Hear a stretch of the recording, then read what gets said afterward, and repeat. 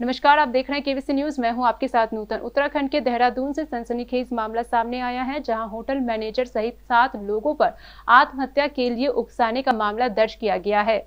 आपको बता दें कि राजधानी टर्नल रोड निवासी मोनिका पात्रो ने कलमिन टाउन थाने में तहरीर देकर अपने पति शंकर पात्रा हरिद्वार बाईपास स्थित एक होटल में पिछले 12 वर्षों से मैनेजर के पद पर कार्यरत थे। उन्होंने आरोप लगाते हुए कहा कि होटल मालिक और उनके पार्टनर उसके पति पर गबन का झूठा आरोप लगाकर नौकरी से निकलवाने की धमकी देते थे और उसे प्रताड़ित करते थे।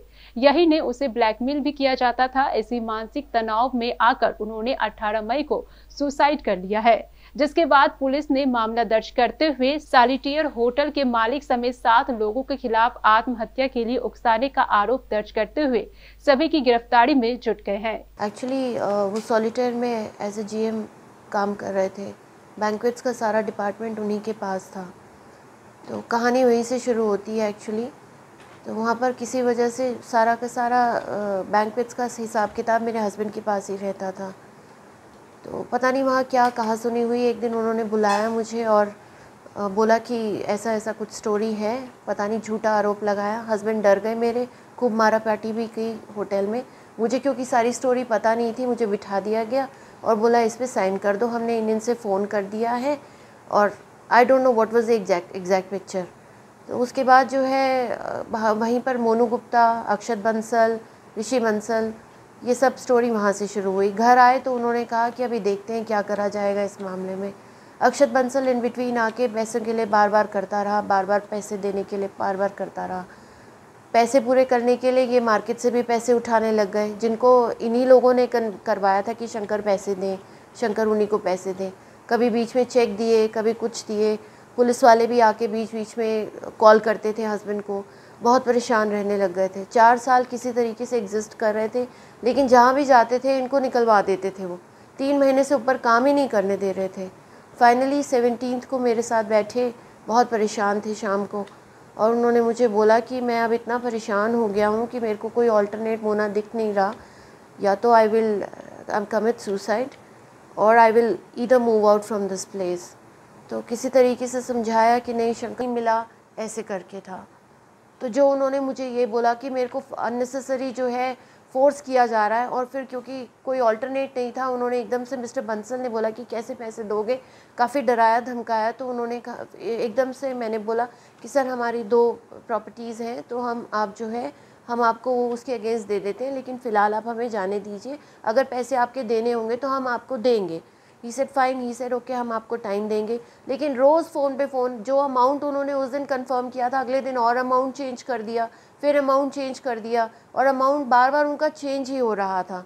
उसमें से एक पार्टनर जो है उनके, वो पैसे भी देते हैं फाइनेंस पे, उन्होंने भी पैसे कुछ कर रखे थे, क्या कर रखे थे आई डोंट नो एग्जैक्टली। पैसे दे रहे हैं, उनका क्या नाम है? मोनू गुप्ता।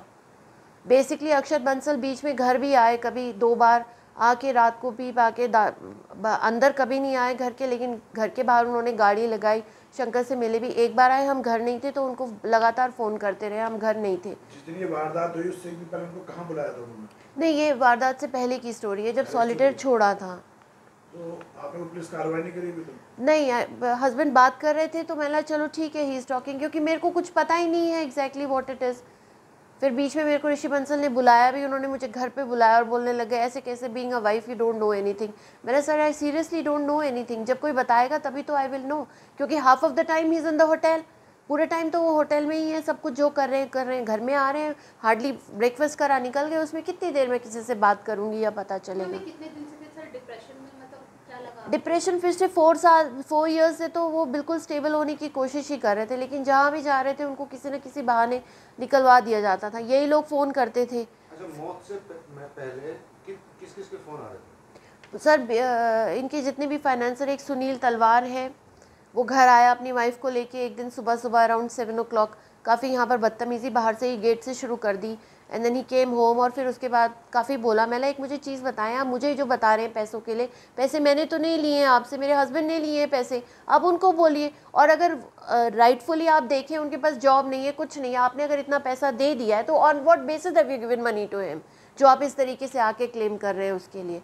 सुनील तलवार हो गया, प्रवीण आर्या हो गया, और अंगधंग संतोषी, ये सब घर में आते ही रहते थे। मतलब सुबह घंटी बजती थी, हम सबसे पहले सीसीटीवी में चेक करते थे कि कमरे में भी सीसीटीवी इन्हीं लोगों की वजह से लगवाया गया था कि जो आ रहे हैं हमको रिपोर्ट रहेगी। आके पहले देखते थे कौन है घर पे कौन नहीं है, तभी गेट खोलते थे। कभी कभी तो बोल देते थे बोल दो मैं नहीं हूँ घर पे, नहीं हूँ। आपने रिपोर्ट करी है, पुलिस में नहीं करी है? अभी एफआईआर तो करने के लिए बोला है, डीजीपी से भी मिले हैं हम। मीडिया से कैसा सपोर्ट चाहते हैं? मीडिया से आप कैसे? Sir I just want justice for my husband because he didn't tell me anything as such कि क्या हुआ क्या नहीं। तो मेरे को क्योंकि 17 की ही जो मेरे पास रिपोर्ट है बस वही है, एंड मैं सीरियसली चाहती हूँ कि आप प्लीज़ उस पर कार्रवाई करें, कुछ तो करें। सुसाइड से पहले 17 को हम मिले थे, वो बोल रहे थे कि मैं बहुत परेशान हो गया हूँ और मेरे से अब कुछ भी सेटलमेंट हो नहीं रहा है, तो कुछ ना कुछ करके या तो मैं सुसाइड करूँगा। मम्मी कितना रहा होगा पैसा, जो लेन देन का पैसा था कितना रहा? मैम मुझे हिसाब इस बारे में आइडिया नहीं है एग्जैक्टली बिल्कुल। दो मकान थे, वो कितने में गए आपके? सर ये भी मुझे पता नहीं है, बस हमें उस दिन जिस दिन मकान लिया गया बस उन्हें बोला कि आओ, और हमें रजिस्ट्री ऑफिस में बुलाया गया, फेक रजिस्ट्री का दिखाया गया, और फिर पैसे का लेन देन कुछ भी नहीं हुआ है, हमारे अकाउंट में कुछ भी नहीं किया गया है। हाँ, उसके बाद तुरंत फ़ोन भी आया है, मिस्टर सुनील तलवार का ही फ़ोन आया था मुझे, और बोलने लगे कहाँ है मेरी बात कराओ, और मैंने बोला वो उनकी डेथ हो गई है।